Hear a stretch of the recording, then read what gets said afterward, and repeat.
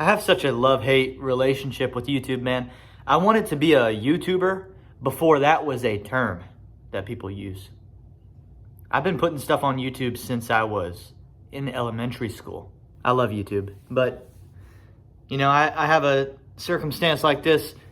A couple days ago, I wake up, I open my YouTube app, and I get, again, this isn't the first time this has happened. Again, I get a notification that some of my content has been flagged and I've got a strike against my channel. This one stems from a comment I made in a YouTube video from 2.5 years ago, March 2023. It was right after, it was in response to, you guys remember when a transgender person shot up a school and killed several people and then killed themselves? I forget the specifics of the situation. But I was responding to that, and I went and rewatched the whole video because YouTube allows you to do that when they pull your content down. They say, here's why. It looks like this, in the creator studio, and it shows you the title of the video that got taken down, and they give an explanation, and they let you rewatch the specific portion of the video that they take issue with, and they let you rewatch the whole video. You can rewatch the entire thing, or I can, and I did. And basically what happens in that video is I give a thorough, sort of logic-centric explanation for why I thought transgenders at that point should be disallowed from being approved for guns. The reasoning that I used was, if you're going to, as a lifestyle decision, declare that you're a different gender than you were assigned biologically, what you're doing is you are immediately stating that you are more perfect, or you are more accurate than God, or you know something God doesn't know, or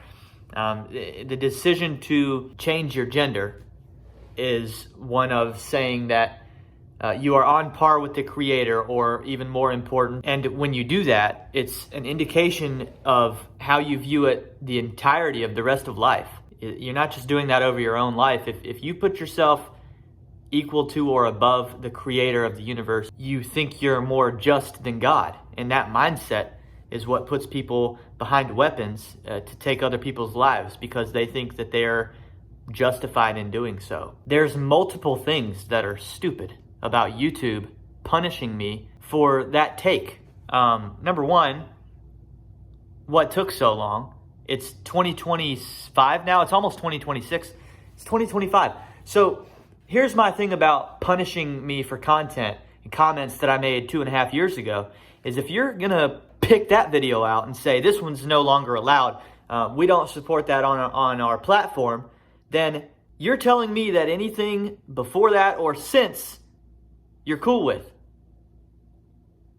Okay. Look, if you're gonna take down content and say this isn't for YouTube, then all the content, all of it that you don't take down, you're endorsing.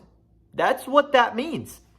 Who's going to tell them? Who's going to tell YouTube that, what was it, 6 weeks ago, 5-6 weeks ago, I posted this video? My concepts were much more radical than just taking guns away. So let's just get this on the record, YouTube. What you're saying is that you don't agree with me that trans people should be banned from having guns, but you do agree with me that they should be banished to an undesirable portion of Alaska. Okay, I'm glad we agree. What's funny is I'm scrolling social media and I watched this video right here. Let me find it. Should transgenders be allowed to own guns? No. Why? Transgenders are fucking crazy. They shouldn't be allowed anywhere normal people should be allowed. They should just put them all on an island and let them just chill out over there. When they're in regular public, they need special rules. They need special applications for things. They act like they're this brand new species that just came fucking about, like they weren't already born a male or female. So they blow everything out of proportion. They make everything irrational. I'm actually pretty tired of these motherfuckers, for real. Okay, so he can say that, but I can't? Your boy can't say that? Welty can't say that? Yeah, I think I can. I think I can say whatever I want to say. It shouldn't be lost in this conversation that I'm being punished for comments made 2.5 years ago. And if you fast forward 2.5 years to present day, what is the... I'm sorry, YouTube. I'm sorry, YouTube, that probably profited quite a bit on the traffic involved with the news story. What was the news story that highlights 2025? Oh, I'm sorry. It was a transgender apologist assassinating somebody again. And then like thousands of YouTube videos got made and so much ad revenue you generated off of this story. And so you're not unaware. I know YouTube's not unaware. I know YouTube's not stupid. They're just picking and choosing to criticize me for comments made 2.5 years ago. Now? Wow, that makes no sense post Charlie Kirk, man. YouTube, it makes you look stupid. It makes you look stupid, really. Stupid tube. But I know you're not stupid.